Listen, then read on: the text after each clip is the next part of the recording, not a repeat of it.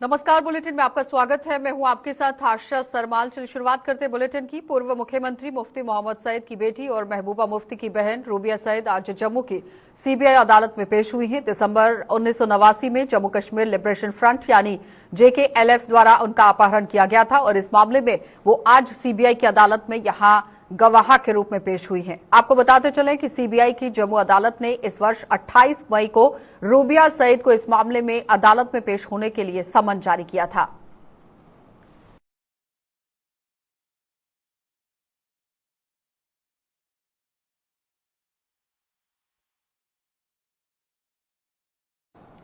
तो कूड़े के निस्तारीकरण की समस्या से जूझ रही उधमपुर म्युनिसिपल काउंसिल के अध्यक्ष ने आज अपने पद से इस्तीफा दे दिया है। अध्यक्ष के इस समय यहां दिए गए इस्तीफे का स्थानीय नेताओं और पार्षदों ने जोरदार विरोध किया।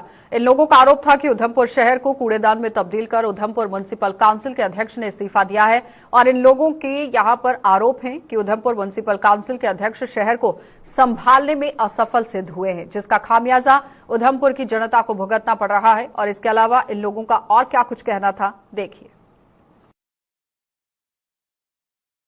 और आज उधमपुर शहर कचरे के ढेर में तब्दील हो गया है, यानी कि पानी का हाहाकार है। शहर गलियां इस तरीके से उखाड़ी हैं, घर से बाहर नहीं निकल सकते और शहर कचरे का ढेर में तब्दील हुआ है। और आज वो कहते हैं जब 4 वर्ष उन्होंने सत्ता का सुख भोगा और 4 वर्षों बाद उनको याद आया जब अब अगला चुनाव आने वाला है कि अब मेरी कोई सुनता नहीं है। अगर ये बात होती तो पहले महीने या दूसरे तीसरे महीने तक वो कहते तो शहर के सारे लोग उस अधिकारी के खिलाफ, उस पार्टी के खिलाफ खड़े हो जाते कि भाई इनकी बात क्यों नहीं सुनते हो। तो आज वो कहते हैं, और आज इसलिए कहते हैं कि उनके भाई जो हैं असेंबली का इलेक्शन आने वाला है, वो लड़ने के लिए जा रहे हैं शायद, तो वो सिंपैथी लेना चाहते हैं और वो नहीं करना चाहते कि शहर की तबाही और बर्बादी हुई तो हमारा परिवार जिम्मेदार है। सरकार ने एक रूल बनाया है कि सरकार रिटायर कर देती है एक सर्टेन एज के बाद। फिर उसी सरकार ने उनको वो कुर्सी सौंप दी जिस कुर्सी के साथ वो जस्टिफाई नहीं कर पाए। तो हम क्या समझे, प्रेसिडेंट जब बनता है म्युनिसिपैलिटी का तो उसने पूरे शहर को देखना है, तो शहर की मेन समस्याओं को देखना है। वो देख ही नहीं पाए, वो काम कर ही नहीं पाए, तो उस कुर्सी के साथ जस्टिफाई कर नहीं पाए। हम ये नहीं कहते एज ए इंडिविजुअल बहुत अच्छे हैं, पर एज ए प्रेसिडेंट वो कुछ भी अच्छा नहीं कर पाए। शहर पूरे कचरे में तब्दील हो गया, तो उस बार वो बिल्कुल यही तो उनको समस्या देखनी है, एक पानी की, एक कचड़े की, ये तो वो देख ही नहीं रहे और उन्होंने शहर को कचड़े के ढेर में तब्दील कर दिया। तो जनता इसका क्या मतलब समझे। आने वाले टाइम में इन लोगों ने तो और ज्यादा कर देना चाहिए था, पर अब ये उस चीज से डर गए। लोगों को जवाब इनके पास देने के लिए था नहीं और इन्होंने एक कचरे को ही मुद्दा बना के और रिजाइन कर दिया। नहीं बैठा होता है उसे जबरदस्ती बिठा दिया जाता है, या सियासी फायदा लेने के लोगों को कुर्सी पर बिठा दिया जाता है, तो उनसे प्रॉपर तरीके से वो काम जो है शहर का काम जिस तरीके से होना चाहिए वो नहीं हो रहा था। इसीलिए आज उन्होंने इस्तीफा दिया है। लेकिन इस्तीफा देने का टाइम जो है ये बिल्कुल ठीक नहीं है, क्योंकि आपने देखा होगा कि आज शहर के अंदर कितनी समस्याएं बढ़ी हुई हैं। आज पानी के लिए त्राही त्राही मची हुई है, पूरा शहर जो है कूड़े के ढेर में तब्दील हुआ है। तो आज जो डॉक्टर जी यहाँ से भाग रहे हैं, ये भागने का टाइम ठीक नहीं है। जिस दिन से ये चेयर पर बैठे हैं, समझो कि उसी दिन से इस शहर का जो दुर्भाग्य है उसकी शुरुआत हो गई। चाहे आप किसी भी मुद्दे को देखिए, जिस दिन से इन्होंने यहाँ चेयर संभाली है, इनजस्टिस हमें जो नजर आया और हमने हर बार इनको रोकने की कोशिश की, डॉक्टर साहब आप यहाँ पर गलत हैं, इन नीतियों को ठीक कीजिए। लेकिन हमारे बार बार रोकने पर भी जब ये नहीं सुधरे तो इन्होंने एक बार बोल दिया कि मैं यहाँ से इस्तीफा देके जा रहा हूँ। आज से 1.5 साल पहले या 2 साल पहले इन्होंने 2 बार जो इस्तीफा देने की कोशिश की। हम पे इन्होंने ऑन मीडिया, प्रिंट मीडिया और इलेक्ट्रॉनिक मीडिया ये इल्जाम लगाया कि जो काउंसलर्स हैं अपोजिशन के, जो हमें काम नहीं करने देते। आपने देखा कि पिछले 2 साल से हमने इनको पूरा कोऑपरेट किया, हम चुप रहे और देखते रहे कि ये करते क्या है। और आज उसका नतीजा ये है कि खुशहाल शहर को इन्होंने एक बीमारी की तरफ धकेल दिया, एक कचरे का डब्बा इन्होंने इस शहर को बना दिया। तो भाजपा की नीतियों से प्रभावित होकर सुचेतगढ़ के कांग्रेस के ब्लॉक प्रधान महेंद्र चौधरी ने आज अपने समर्थकों के साथ भाजपा का दामन थामा और पार्टी में उनका स्वागत भी यहां सांसद जुगल किशोर शर्मा की तरफ से किया गया, जो कि भाजपा के उपाध्यक्ष श्यामलाल चौधरी भी उनके साथ यहां पर मौजूद रहे। और इस अवसर पर सांसद जुगल किशोर शर्मा ने बताया कि महेंद्र चौधरी के भाजपा में शामिल होने से ही सुचेतगढ़ में पार्टी मजबूत होगी। और महेंद्र चौधरी का यहां स्वागत करते हुए सांसद जुगल किशोर शर्मा और पूर्व मंत्री श्यामलाल चौधरी ने कहा कि महेंद्र चौधरी और उनके समर्थकों के भाजपा में शामिल होने से सुचेतगढ़ कांग्रेस मुक्त हो गया है।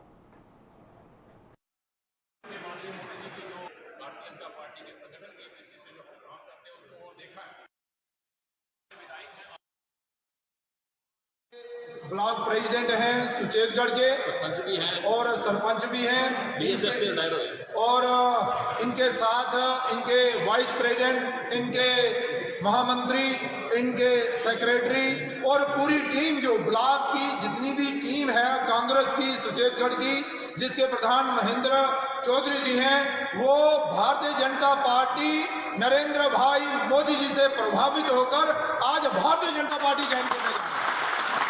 ये बहुत बड़ी बात है, जो छोटी बात नहीं है। की कहा जहां पर श्याम चौधरी जी ने और बाकी लोगों ने, हमारे बीच अश्विनी जी भी हैं, और अश्विनी जी कह रहे थे कि आज सुचेतगढ़ जो है वो कांग्रेस मुक्त हो जाएगा। ये बहुत बड़ी बात है। इससे पहले आपने देखा होगा कि नेशनल कॉन्फ्रेंस के बड़े बड़े लीडर, कांग्रेस के बड़े बड़े लीडर और दूसरी पार्टियों के जो बहुत बड़े बड़े लीडर, जो प्रोविंस लेवल और स्टेट लेवल के लीडर थे कांग्रेस से, उन्होंने भारतीय जनता पार्टी ज्वाइन किया। कारण यह किया कि भारतीय जनता पार्टी की विचारधारा नरेंद्र भाई मोदी जी की कार्यशैली को देखते हुए देश के प्रति जो समर्पण भावना नरेंद्र भाई मोदी लेकर चलते हैं, उससे प्रभावित होकर ये आज महेंद्र चौधरी ब्लॉक प्रेसिडेंट सुचेतगढ़ अपनी टीम के साथ भारतीय जनता पार्टी ज्वाइन कर रहे हैं। आज लगता है कि जिस तरह पूरे देश में कांग्रेस मुक्त बात होने जा रहा है, उसी तरह हमारे छत्तीसगढ़ में भारतीय जनता पार्टी की नीतियाँ, भारतीय जनता पार्टी की लीडरशिप, भारतीय जनता पार्टी के काम को देखकर हमारे छत्तीसगढ़ से मंडल अध्यक्ष चौधरी निखिल जी आज पार्टी को अपने ज्वाइन कर रहे हैं।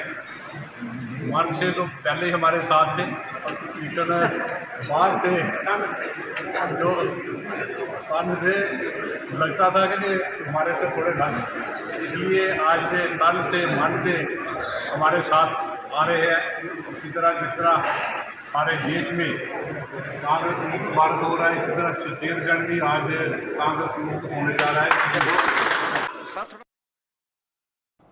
तो जनता की समस्याओं के समाधान के लिए प्रदेश भाजपा द्वारा हर संभव प्रयास किए जा रहे हैं। जनता की समस्याओं के हल के लिए भाजपा नेताओं द्वारा जनता दरबार का आयोजन कर लोगों को पेश आ रही समस्याएं सुनी जा रही हैं, और इसी कड़ी में आज पार्टी में जम्मू मुख्यालय में जनता दरबार का आयोजन किया गया, जिसमें पूर्व मंत्री और पार्टी के प्रदेश उपाध्यक्ष श्यामलाल चौधरी ने लोगों की समस्याएं सुनी, और इस दौरान कुछ समस्याओं का समाधान उन्होंने मौके पर ही कर दिया, जबकि अन्य समस्याओं को जल्द हल करने का भी आश्वासन दिया गया।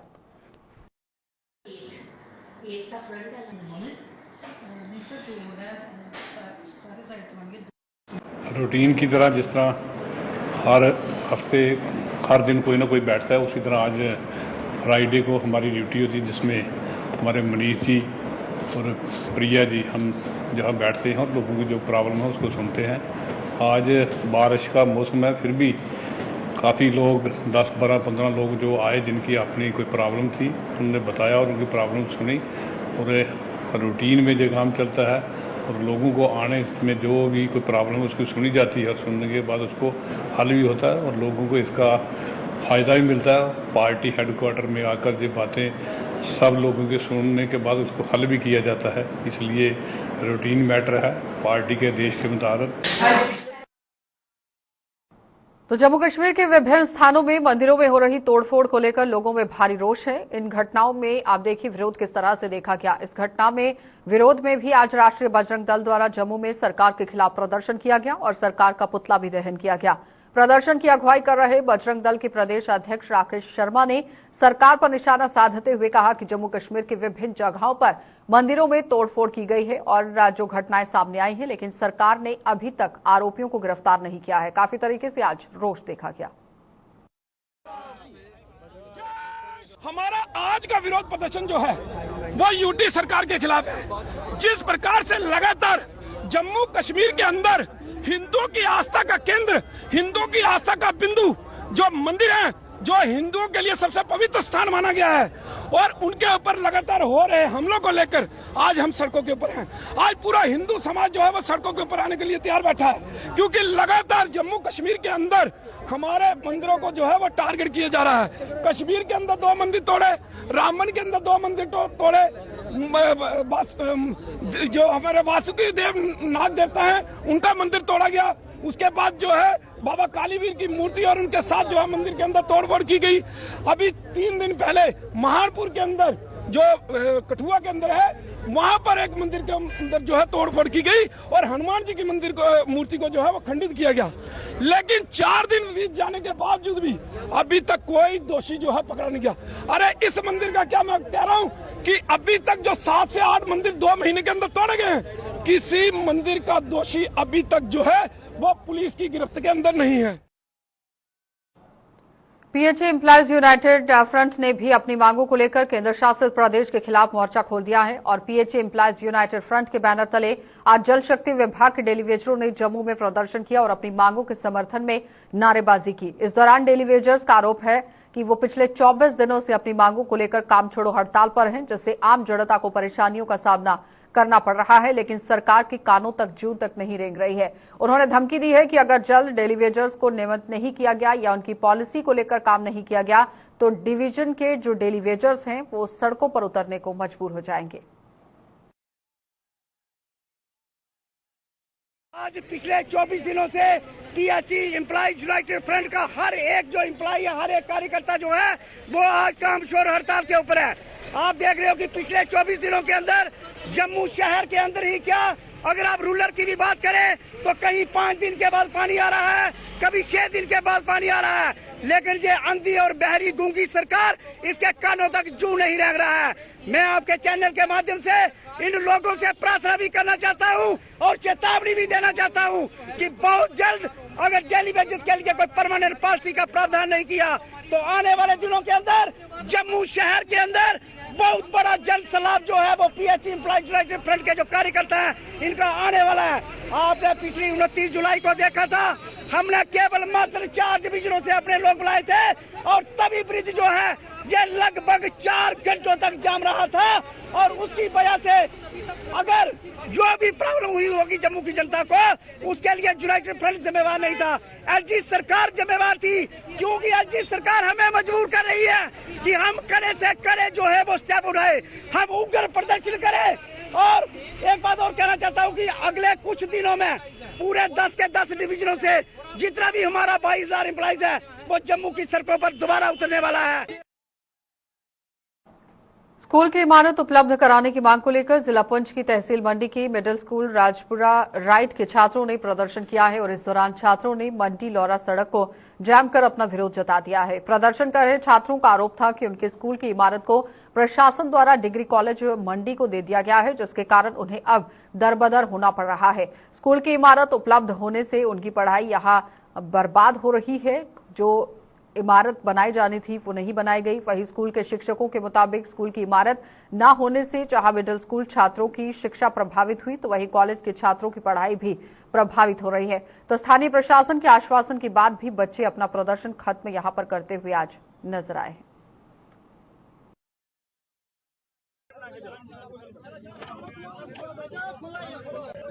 हमने पहले भी कहा था, इन्होंने 10 दिन का बोला था, अब आपको ये वाला स्कूल खाली कर देंगे, इन्होंने नहीं किया खाली। हमें 3 साल के बाद स्कूल खुले थे यही था और आज 10 दिन की छुट्टियां पड़ी थी यही था। ऊपर उन्होंने बिल्डिंग दी थी, वहाँ पे हमें 10 दिन की छुट्टियां पड़ी थी। आज वहाँ कॉलेज आर्मी वाले घुस गए हैं तो हमें ये स्कूल दिया जाए जहाँ हम 3 साल से पहले पढ़ रहे थे। हम दरबदर हो रहे हैं, कभी ऊपर से बोलते हैं नीचे जाओ, नीचे से बोलते हैं ऊपर जाओ, ना वॉशरूम है वहाँ पे ना पानी है। हम तो जवान लड़कियाँ, हम कहाँ जाएंगे? हमें यही स्कूल चाहिए जहाँ हम 3 साल से पहले पढ़ रहे थे। 3 महीने पहले यहाँ पे कहा गया था कि यहाँ पे एक शार्ट मतलब अप्लाई की जाएगी, तो जो प्राइमरी स्कूल के बच्चे हैं वो आज फिर से यहाँ पे वापस आ गए हैं, तो इस वजह से हमें भी परेशानी हो रही है। वो भी पढ़ने के वाले हैं, वो भी पढ़ेंगे, हम भी पढ़ेंगे, तो यहाँ पे बिल्डिंग नहीं है, इस वजह से हमें परेशानी हो रही है। वो आज फिर से यहाँ पे आ गए हैं, एग्जाम सर पे हैं और एक क्लास नहीं हो रही है, तो फिर हम कैसे पढ़ सकेंगे? हम बहुत डिस्टर्ब हो रहे हैं। वो बोल रहे हैं क्लास से निकलो, वो भी तो पढ़ेंगे, तो वो यहाँ पे नीचे आ गए हैं क्लास से निकलो। हम अपनी सोच रहे हैं कि हम भी पढ़ना चाहते हैं, हम पढ़ेंगे, वो भी सोच रहे हैं हम पढ़ेंगे, तो हम कहाँ जाएं? वो बोल रहे हैं क्लास से निकलो। इस वक्त क्लास शुरू हो रही है हमारी, वो नीचे आ गए हैं, उनको भी परेशानी है, हमें भी परेशानी है। मैं यही एडमिनिस्ट्रेशन से अपील करती हूँ कि हमें बिल्डिंग चाहिए। उनकी बिल्डिंग तो यहाँ पे है, उनका तो हक है, वो तो आ सकते हैं यहाँ पे, लेकिन हम क्या कर सकते हैं? बच्चों ने इस वजह से प्रोटेस्ट किया, 2-3 साल से बच्चे डिस्टर्ब हैं। यहाँ से ये मिडिल स्कूल की बिल्डिंग है, बच्चों को शिफ्ट किया था दूसरी जगह। अब दूसरी जगह जो है वो बीएसएफ या हमारी फौज जो है वहाँ पर आई है रक्षाबंधन के सिलसिले में। अब वहाँ पर भी जगह नहीं, यहाँ पर भी जगह नहीं। कोई मर्तबा यहाँ पर आए कि शर्ट का करने लगे कि आज होने लगा फलां को ठेका दिया गया, फिस्तां को दिया गया, लेकिन अभी तक कोई कॉलेज के बच्चों के लिए कोई शर्ट नहीं बनाया गया। कॉलेज के बच्चे भी परेशान हैं और स्कूल के छोटे बच्चे भी परेशान हैं। इसलिए एडमिनिस्ट्रेशन को कुछ बेहतरीन हल निकालना चाहिए जिसकी वजह से ये फंक्शन करे, कॉलेज भी फंक्शन करे और स्कूल भी फंक्शन करे। बच्चे कहते हैं कि हम इसी स्कूल में अपनी जो है पढ़ाई करेंगे। तो आजादी के अमृत महोत्सव के तहत राजौरी में महिला और पुरुष वर्ग यहां डबल्स की बैडमिंटन प्रतियोगिता का आयोजन किया गया और department of youth and sports ने जिला प्रशासन के सहयोग से आयोजित इस प्रतियोगिता में जिले के तमाम ब्लॉकों की टीमों ने भाग लिया। प्रतियोगिता का उद्घाटन जिला आयुक्त विकास कुंडल ने किया है।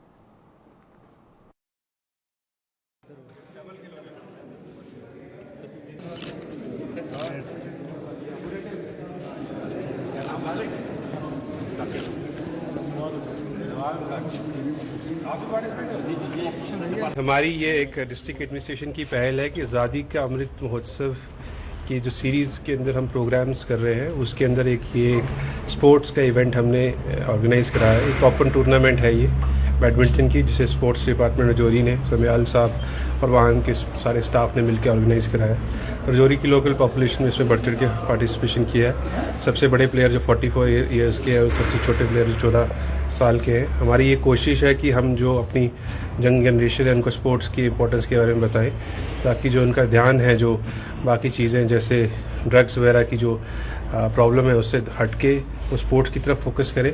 और हमारा जो एक सपना है कि हमारी जो कंट्री एक हेल्दी जो यूथ को हमने प्रमोट करना है, तो उसके लिए उसी की कड़ी में हमारा एक प्रोग्राम था आज।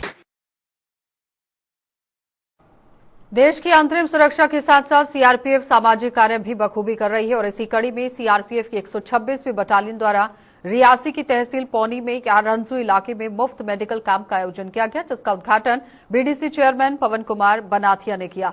इस अवसर पर सीआरपीएफ के अधिकारियों के अलावा स्थानीय सरपंच भी मौजूद रहे और स्थानीय लोगों ने इस शिविर का भी जब आयोजन किया गया है तो सीआरपीएफ का आभार जताया।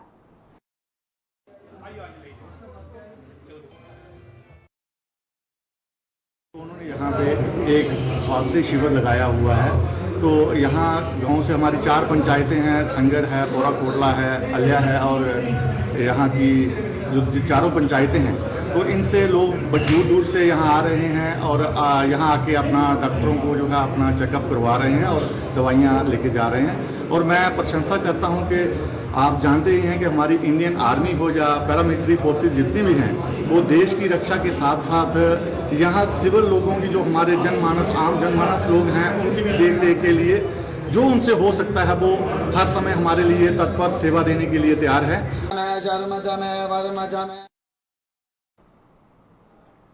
बाबा अमरनाथ जी की पवित्र गुफा के पास पिछले शुक्रवार को आई प्राकृतिक आपदा के बावजूद यात्रा पर रवाना होने वाले शिव भक्तों में कोई डर खौफ नहीं देखा जा रहा है और जम्मू में श्री अमरनाथ जी की यात्रा के भगवती नगर स्थित आधार शिविर में शिव भक्तों का उत्साह देखते ही बन रहा है। भगवती नगर आधार शिविर से कश्मीर के लिए रवाना हुए श्रद्धालुओं ने बाबा बर्फानी का जयकारा लगाते हुए कहा कि सभी की यात्रा कुशल मंगल होने के साथ साथ देश दुनिया में सुख शांति बनी रहे। यही भोले बाबा की यहाँ पर वो प्रार्थना कर रहे हैं, उनसे मन्नत मांग रहे हैं। वहीं उन्होंने सुरक्षा व्यवस्था को लेकर कहा कि श्रद्धालुओं की सुविधा के लिए यहाँ पर हर प्रकार के इंतजाम किए गए हैं।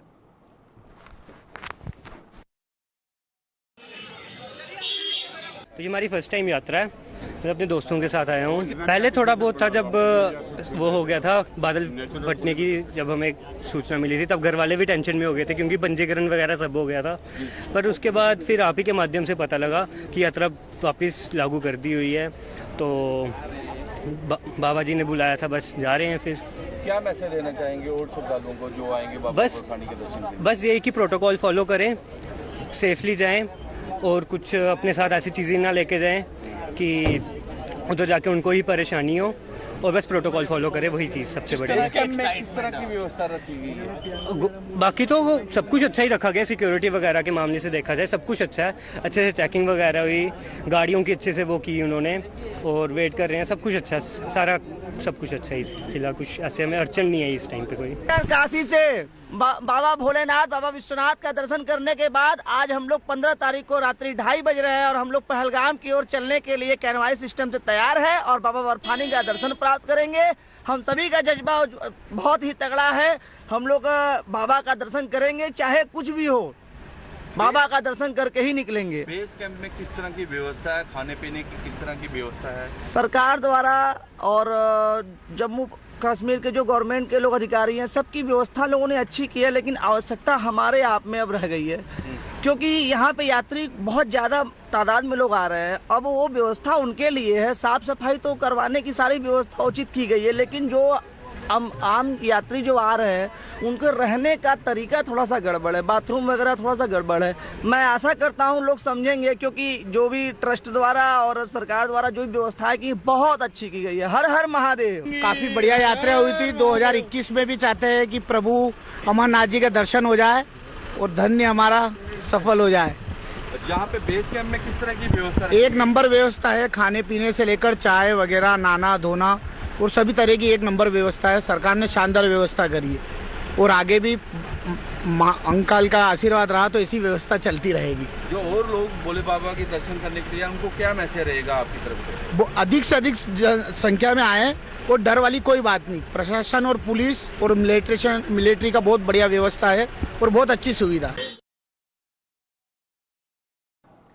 सिलेक्शन लिस्ट जारी करने की मांग को लेकर फाइनेंस अकाउंट असिस्टेंट के अभ्यर्थियों ने आज दूसरे दिन भी जम्मू में प्रदर्शन किया और बारिश के बावजूद भी इन अभ्यर्थियों ने अपनी मांगों को लेकर प्रदर्शन किया है और सरकार के खिलाफ जमकर नारेबाजी की। और प्रदर्शन कर अभ्यर्थियों का आरोप था कि 2 सालों की कड़ी मेहनत के बाद उन्होंने इस पद के लिए परीक्षा दी थी और आज सरकार गड़बड़ी का हवाला देकर सिलेक्शन लिस्ट को रद्द करने की बात कह रही है। अभ्यर्थियों ने धमकी दी है कि जब तक सरकार ने सिलेक्शन लिस्ट को जारी नहीं किया तब तक वो अपना धरना प्रदर्शन जारी रखेंगे।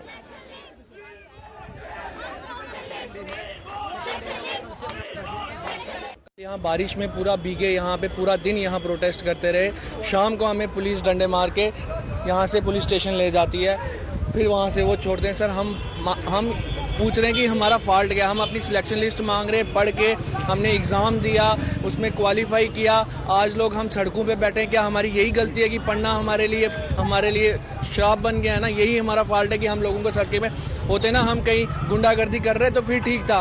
हम लोगों ने हाथों में कलमें पकड़ी हैं, इसका मतलब ये है कि हम यहाँ पे आके प्रोटेस्ट कर रहे हैं, पुलिस स्टेशन में जाके डंडे खा रहे हैं। यही हमारा फॉल्ट है। हमारी एलजी सर से हाथ जोड़ के रिक्वेस्ट है, सर हम कुछ नहीं मांग रहे, हमारी सिलेक्शन लिस्ट दे दो। हम कोई हमने पैसे दे के नौकरी नहीं लिया, हमने क्वालिफाई किया, हमने 4 साल की मेहनत है, हमारी मेहनत बेकार नहीं करो। प्लीज सर हमारी सिलेक्शन लिस्ट रिलीज करो, हमारी यही रिक्वेस्ट है आपसे।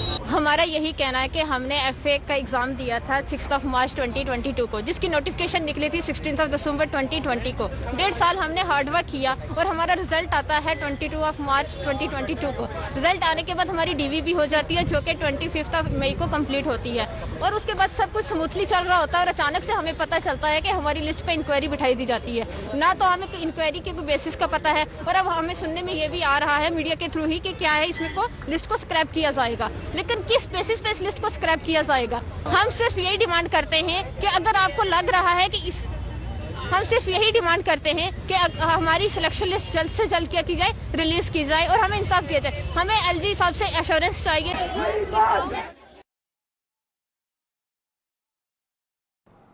तो जीएमसी के वार्ड नंबर 30 भगवती नगर के वार्ड वासियों ने बिजली विभाग पर लापरवाही का आरोप लगा दिया है। दरअसल यहां पर संबंधित विभाग की ओर से जो बिजली की केबल तारें लगाई गई हैं वो यहां पर लटक रही है, जिसके कारण इन लोगों ने नाराजगी जाहिर करते हुए कहा कि अगर यहां पर कोई भी गड़बड़ होती है तो उसका जिम्मेदार पूरी तरह से बिजली विभाग ही होगा, जिसे गौर फरमाने की अब जरूरत है।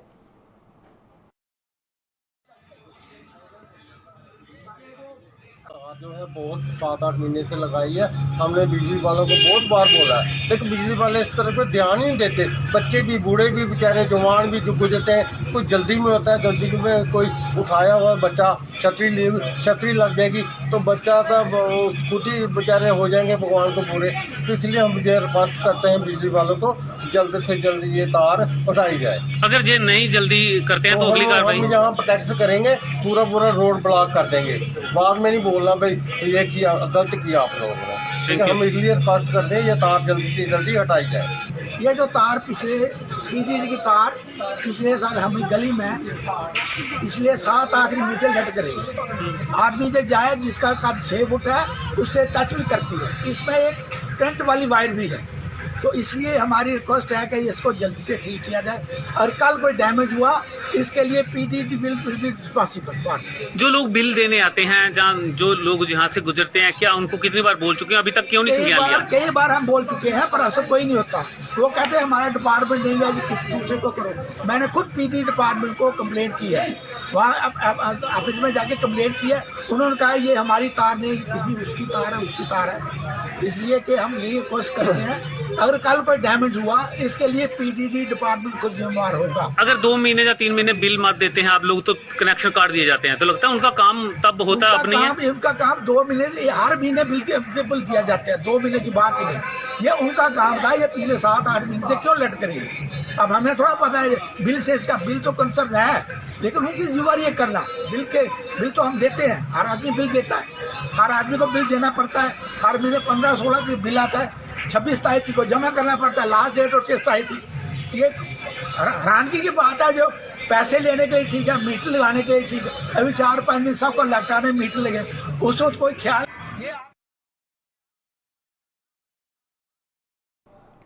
चलिए, बुलेटिन में फिलहाल इतना ही। आप बने रहिए गुलिस्तान न्यूज के साथ।